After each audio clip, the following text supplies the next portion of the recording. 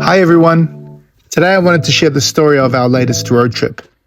It was down to New Plymouth to see the Card Crazy store. Now that trip took about 4.5 hours, but it was absolutely worth it. I've heard rumors of other stores and there are TCG stores around, but there are no stores just dedicated to sports cards. On our way down, we went to a couple of key spots in New Zealand. One was Te Kuiti. That's the home of All Black Colossus Colin Meads. It's also the unofficial sheep shearing capital of the world. So when you're driving through these areas, there are a couple of things that you notice. We went through Te Kuiti, as I've said. We also went through the King Country, but then we got to the region called Taranaki. And Taranaki is famous in New Zealand for being an agricultural centre. So much so that their rugby team, their local rugby team, are called the Taranaki Bulls. So you can guess what their big thing is. Taranaki is also home to 3 famous All Blacks, the Barrett brothers. It's Bowden, Geordie and Scott. Bowden being the best of them, being an ex-World Rugby Player of the Year twice in a row and a world champion. The drive down was fun. It was interesting, as you can see from the pictures. The weather was 4 seasons in one day. We got to see beautiful parts of the country. The road wasn't the best in the Taranaki district, I must be honest, but it's a pretty difficult competition when you're comparing it to somewhere like the Waikato region, whose roads are just like a beautiful carpet. One of the main things about New Plymouth, and one of the reasons why we did want to go to the area, was to see Mount Taranaki, which in many ways resembles New Zealand's version of Mount Fuji almost. And as you can see from the pictures, when we went there was cloud cover, so we didn't get to see the summit. So here's a little here's a little stock video for you so you can see what it actually looks like. Anyway, the main reason why I went down to New Plymouth was to go to this Card Crazy store, and it was everything I was hoping it would be. There were all sorts of things to look at and see, and as a card collector, you just kind of get a wonderful feeling going into this place. They've got lots and lots of wax. They've got all sorts of different kinds of cards, from basketball to NFL to soccer cards / football cards to memorabilia. There's a few singles for sale, but that's not really their focus in that place as well. It's more about just getting people into the store and getting into it. And what I must admit was, when I went inside the store, it's a real local card store space where people who came in were obviously regulars, and there was a mix of people my age and also a whole bunch of young kids who were getting into the hobby, which is awesome to see. When I arrived at the back of the store, they were doing a break, and so I was able to see what that break was like, and that was a lot of fun to see it up close and in person and kind of almost feel like you were behind the scenes. They were doing an NFL break, which is really popular in New Zealand, which surprised me a little bit, but not too much. And there were some pretty good hits as well. So we'll leave you to see the break, and then we're going to go into the interview where I interviewed Daniel, who is one of the people who run the store there. And I really enjoyed the interview with him, and I really loved making the trip down to New Plymouth to see this place. It was totally worth it. 5 Epic Legends patch of Eli Manning. That is nice. And the good stuff, had a Dan Hampton, a Super Bowl autograph there for the Bears. We had the RPA Josh Downs /25 for the Colts. And the John Taylor /199 auto for the Niners. RPA /99 Tajay Spears for the Titans. And a Zay Flowers on-card rookie spectral auto for the Ravens /75. Right guys, that is the break, done and dusted. Alright guys, welcome back to another episode of Global Card Collectors.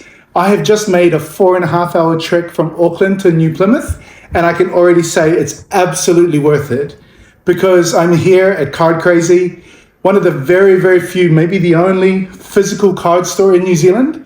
and I'm going to share video online. It's amazing. So I'm here with Daniel. Daniel, do you want to just give us a little introduction?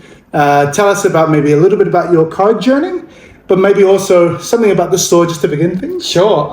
So this shop has been born out of my love of cards from when I was a teenager, collecting in the mid-90s. Nice. When it felt like everybody collected, and having gone away from that, like most of us did, coming back to it in about 2012 to find it still existed for a start, that you could still buy brand new boxes of NBA trading cards was pretty exciting. Awesome. And so we work in an industry which revolves around collectibles. So bringing in my passion of trading cards to our existing business was quite easy. It was a good fit. Oh, wow. And it was something that I could just get started gradually because it's very capital intensive. So to have the backing already and to be able to move into trading cards was perfect. Otherwise, we couldn't have done it. What cards did you collect in the 90s? For the classic basketball ones, your Flair Ultra and your Skybox. Cool. But also some of my favourite sets would be the X-Men, the 96 X-Men, which pretty much everybody knows. Yeah, everyone knows them, Everyone knows that. And there's some rubbish sets around there as well, which you'd sort of dabble in. A few of the local made sets as well from Dynamic Marketing, I think. That's right, the rugby ones. Mm-hmm. Yeah, they did a few. And so in 2012, started selling a few cards that would be bought off eBay, bring them into the country, distribute them. Then worked out, maybe go direct to Panini and see if they're interested in supplying us directly with all the new stuff, which they were. They were keen to work with us, so we got on board as a Panini distributor in 2013. And we've been doing that ever since. And you're also a Fanatics distributor too, I think. We now have a few other brands like Fanatics and Leaf. There's another one we're actually quite excited about. They are punching some cool stuff out. They've got some. I've seen some of the new patches and autos. They are amazing. They really are amazing. They're really great. Yeah, I mean, Leaf will not be ignored for much longer. I tell you that much. Mm-hmm. Yeah. So you opened up this physical store you were telling me earlier? Yeah, so this physical store was born out of actually Matt joining us. So Matt was to come and join us to do online breaks. Okay. And facilitate a little bit of a retail display up at our warehouse, which I was telling you about, our distribution facility where our offices are. And the jeweler shop that was in here was closing. And so this cabinetry, I had my eye on this cabinetry because it's perfect. Perfect for all. I wouldn't have thought this was a jewellery store, but different kinds of valuables go in there now, the cards. Yeah, this is it. Yeah, so it's all very similar. Security's already here, all the cabinetry was already here, so it made sense to do a deal on the entire thing, not just the cabinetry. Wow. Which is what happened. Perfect. So now Matt has a place to work on his own, whether he likes that or not. I hope he does. Yeah. And it feels like it's purpose built sometimes. It's just brilliant. We've got really safes out the back. We've got wicked security, fog cannons, and this great setup, great lighting and everything. Yeah, yeah, absolutely. The lighting is everything. Lighting works very, very well for these cards and that kind of thing. So from the beginning, do you think that the store being here has kind of changed people's perceptions about card collecting again? Because there aren't many physical stores now in New Zealand. A lot of it's all online. So I think you guys making a physical store is a big difference maker. Well, I can certainly tell you the amount of people who walk through the door when it's open just cannot believe it is still a thing, because a lot of them were like me. They collected in the 90s, and to walk in here and see it still exists is amazing. You're right, it is the only standalone sports card store in the country like this. I think you can get Pokemon and that sort of stuff. We're not big on TGC. We don't know too much about it, so we're not very good. We stick to what we know, which is the sports. So it is a bit of a wow factor for them, especially with the meme on the other side. It's stuff you can't get in this country anywhere else but here. So you have a good feel about what the New Zealand collectors are like in general, I would assume. What do you think that they're most into as collectors? Is it basketball, or I just saw a break that Matt was doing before? Yeah, well, perfect. With the NFL, which is just like wow, and some of the cards were beautiful, and so to watch that live and see it, there's obviously a really strong community there for that too. NBA is the leader by far. NFL was miles behind. booked within the last 24 months. NFL has got a following, I think, globally, just as a sport, and the cards have followed as well. And I think NBA becoming such an expensive product over the pandemic filtered people into NFL. Well, I know it did. And that grew NFL to some degree, and that's sort of stuck. So there's a good NFL following now. Are there any other sports that you guys break, like I guess football/soccer? You guys must do some soccer stuff too? Yep. Sort of thing? Yeah, we do. Not as much as we should. It's a thing we need to improve on. Okay. With the demands of NBA and NFL, soccer does get left behind. And so as a result, there's a lot of soccer product on hand. So we do need to get into soccer. We need to start selling some soccer. Wrestling, WWE wrestling is another fun one. Because I used to watch that in the 90s. Yeah, me too. I think we all did. But that's another cool product where you know the names and the faces of some of the old collectible guys. It's cool. We should do more of that. UFC is something we were big on, but that license has been handed to Fanatics now, so Panini can't produce the UFC stuff. We still have a bin on hand, so that's good. That'll keep us going for a little while. Yeah. And there's the baseball. They do a little bit of baseball, but baseball's a hard sell in New Zealand. Okay. Yep. What about things like cricket? Because there's obviously that new I would love to buy super cricket luxury cards. top set. Yeah. Yeah. Can't get it. It's difficult to get, but I'd love to see it. Yeah. Interesting. Because you're a big cricket collector, aren't you? Yeah, I dabble in a little bit of everything, really. I think my first love was NBA. Yeah. But again, like you said, like the difficulty and price point and that sort of thing just kind of led me to some other interests. And my friend took me into rugby and cricket cards. Yeah. And so I've been collecting got a nice little stockpile at home, yeah.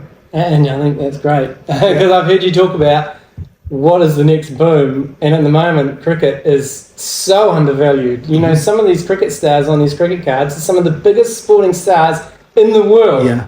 And their cards don't represent that. That's right. Yet. That's right. And it's just a matter of time, I think, for some of those Indian ones for mine. I mean, It's got to be. yeah, it has to be, right? Yeah. Like there's got to be a different market. Yeah. Even with soccer, you know how crazy soccer fans are. That's right. They're so passionate. They love their sport. It's brilliant. Mm-hmm. And as soon as they work out these cards exist, you would think they should be worth, a Ronaldo card should be worth more than a Stephen Curry card. That's right. It should be, because That's right. it's about, audience is extraordinarily larger. Yeah, especially when you look at like their Instagram followers and that sort of thing. Yes. They're so much bigger world icons than They really are. Americans. Yeah, and it's just a matter of getting this product out there, getting this hobby out there, and you'd think something will click one day and they'll go through the roof. So, well, it feels like you guys are ahead of the curve in many ways because you're based in New Zealand. New Zealanders are really good collectors. We love collecting. we stuff. are big collectors, yes. You can just about talk to anyone and they'll have a collection of something. That's right. That's right. And I see some of the collections on Instagram of New Zealanders and the cards that they have. NFL, basketball. It's amazing what is They're out incredible. there. Yeah. Incredible stuff. There's some incredible stuff in this country working around. So what made you stay based in New Plymouth rather than, for example, somewhere like Auckland where you've got a much bigger population? Yep. It feels like to me Auckland is not quite there yet. It feels like a little bit scattered in terms of their population. Like there's no real clear, centered group of collectors. Yeah. They kind of like stay in their little bubbles and in their little towns. But why New Plymouth rather than Auckland? So everyone here is born and bred in New Plymouth. Wow. So although Chris moved across at an early age, but yeah, we're New Plymouth's our home. Cool. That's where we live. That's where we want to stay. And I think the store would obviously be better in Auckland, but at the same time, to answer that question, because everyone will be thinking that, they'll be thinking, why'd you do this here? We only get X amount of product from Panini. So when the product like, let's say National Treasures comes out, they'll say you can have X amount of cases. And we won't be able to say to them, can you give us this many? Because they go, no, you can have this many. So all our Allocation, products, I think they call it, right? Yeah, so our allocation is what it is for New Zealand, and it sells out almost immediately. So you want to give it to the New Plymouth people almost? Well, no, it's just we distribute it all around the country to different breakers and shops, and our customer base who have been loyal to us for some time will be offered a box of those if they want.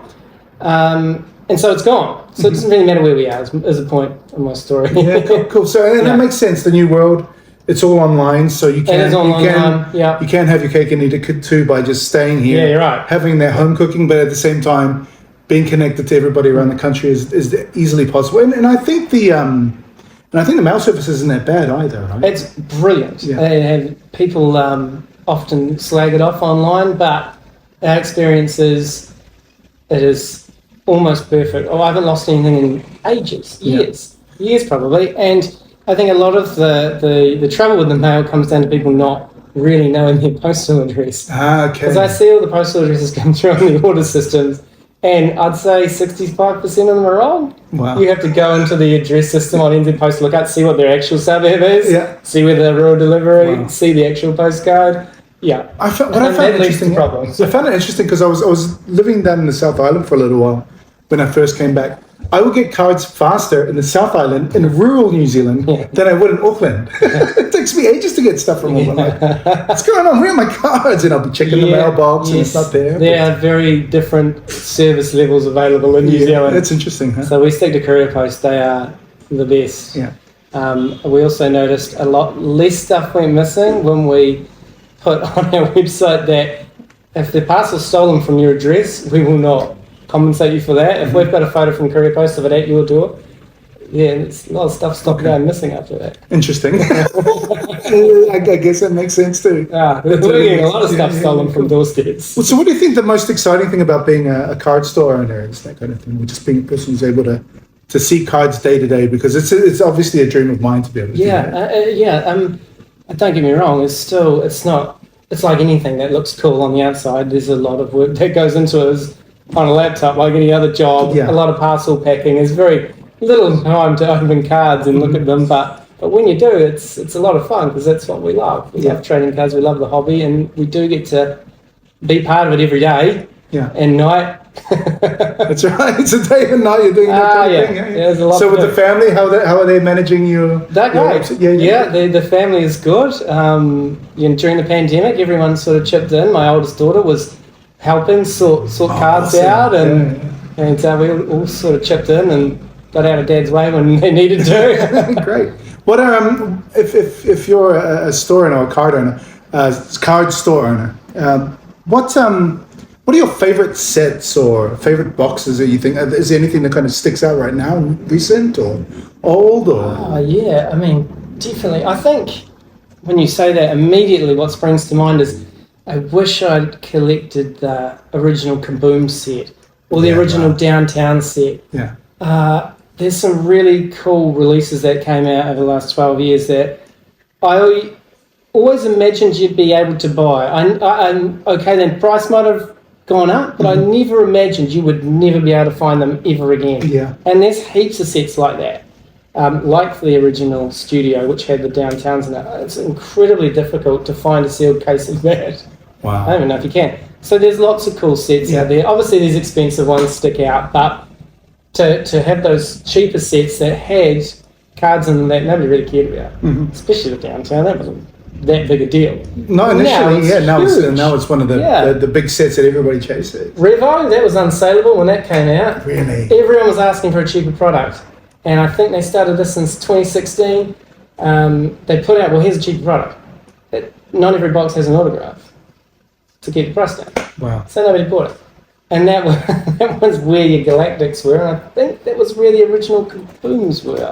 Possible. It's one of those subsets. I can't remember. It's a big one. It's a big one. Absolute or Revo, I can't remember one or two. Yeah, I love Revolution. I'm a big fan of it. It's so cool. It's so kind of reminiscent of like that 90s kind of super overdone, sparkly stuff. Everybody likes a shiny card. Yeah, that's true. Yeah, so that's why I'm a big fan of Revo and that sort of thing. Yeah, Revo was cool. Yeah, great. Anything else that you could probably tell let's say a person who's beginning their card journey? What would you do as a beginning collector? Would you, what would you be looking for? What would your tactics be like? I get messages from some people when they say like, what should I do here? Should I buy a box? Should I buy singles? And it's a tricky question. I guess it's horses for courses. But do you have any advice for those people who are starting to collect? Yeah. So when they come into the shop, I always say, what do you want out of it? Do you want to build a set? Do you just want to have the fun of opening a pack, filling in those gaps? Because that's all we sort of did when we were kids. We weren't looking to find $1 million logo man. Yeah.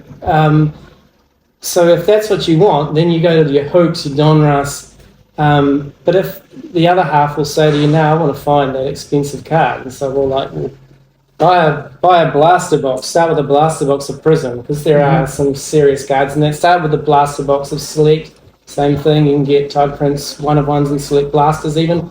Great product to get started on. That, or maybe even, like, for example, to keep your cost down, maybe you can join a break for the specific I like big cards breaks. that you want. Yeah, I mean, breaks is such a great way. They've got all the excitement of opening a pack of cards because you're watching it, you're invested in that team. You can dramatically reduce your costs by just buying that one team, because most people just follow one team, just one player. So being able to just get rid of everything else in the box they're not interested in, spend less money, focus in on that exact thing that they want. It's great. Their money goes further, and therefore they get access to these products, which you can't. I mean, I can't afford these.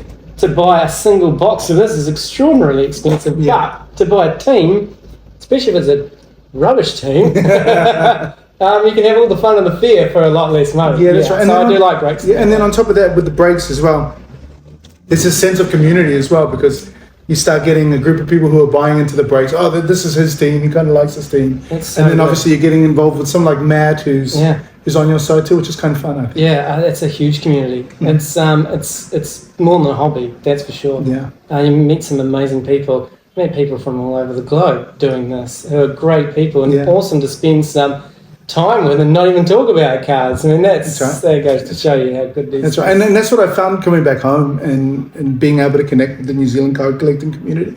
They're very welcoming. Everybody's just like, yeah, sure, like yourself. I sent you a message. You're like, absolutely, come in, let's talk. And I'm behind the scenes going, oh my god, what's going on here? So I appreciate that, and I really thank you for that. But on top of that, it's just that Kiwi kind of welcoming. There is a lot of that feel about that too, which is cool. I think we could do better in some respects. When you do see people get put down a little bit if they are new and ask a question about value or something.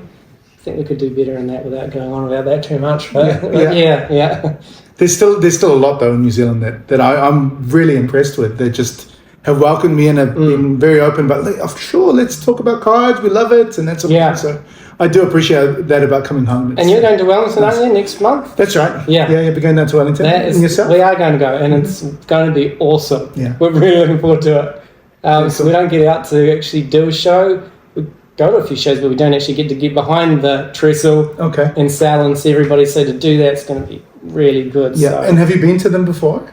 I have been to this one, but we didn't take a stand. So this time we're taking a nice stand and getting involved and really looking forward to it. I kind of feel like, because I was thinking about that too. I was like, I've got cards to sell and that sort of thing.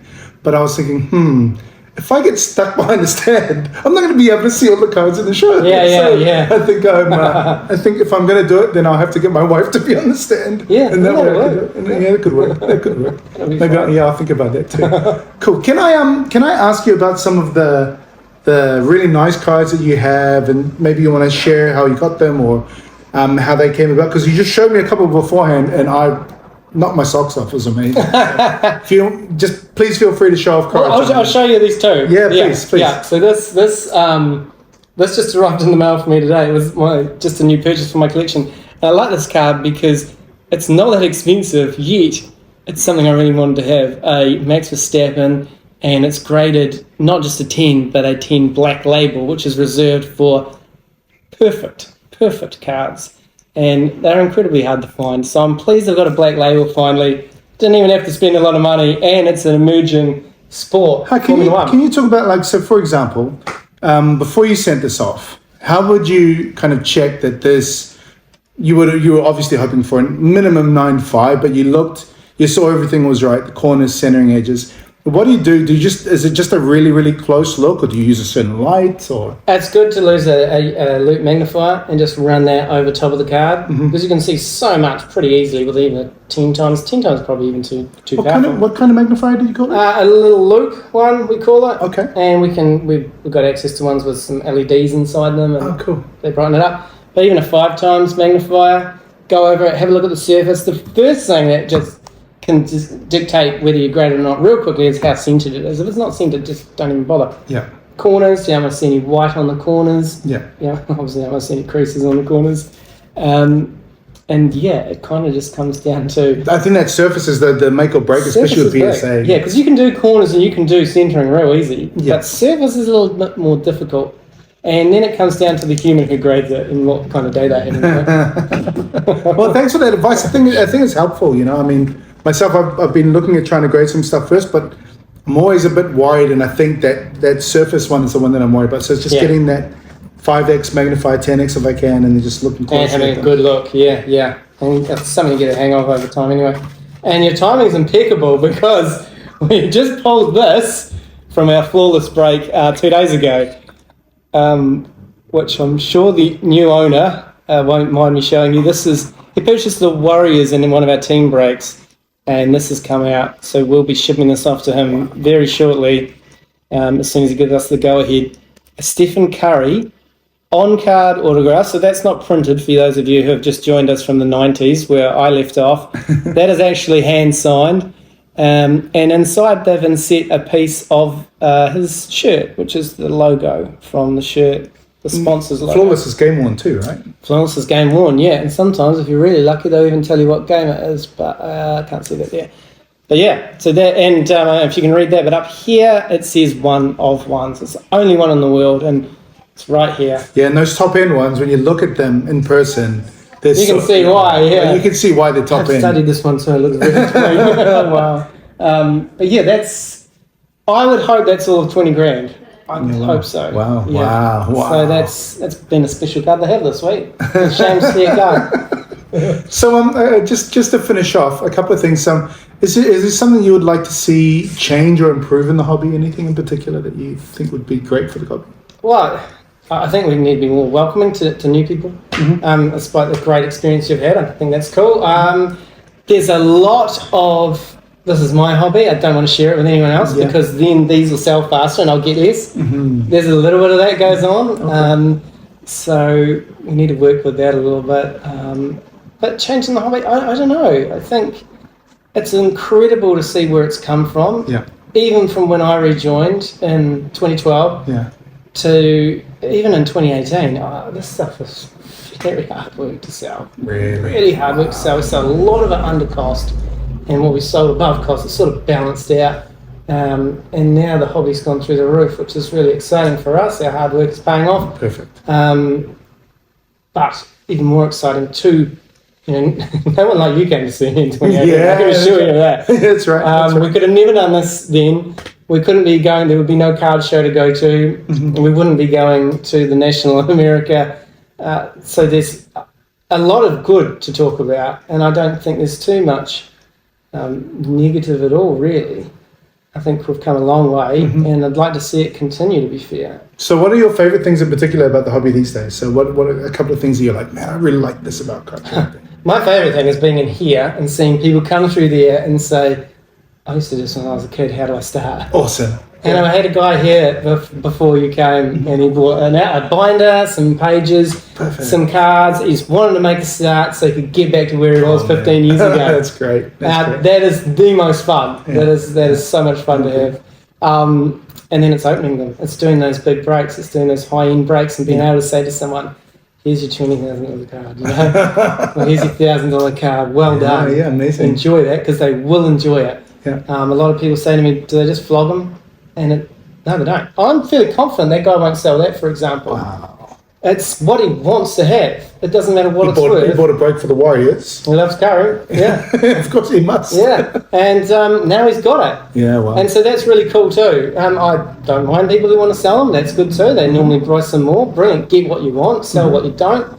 That's cool too. But when you hand over something that's got a lot of value, and the person's just like, this is what I want to have. That's exciting. That's a cool thing to be able to do. Yeah, I completely agree. Hey, thanks so much for taking the time out. I really appreciate it. And thanks for coming. And it's so much fun being in your store. I think as soon as I press stop on the record button, I'm going to be looking around the place to check it. Yeah. Perfect. All right. Brilliant. Thank you very much. That was fun. It was.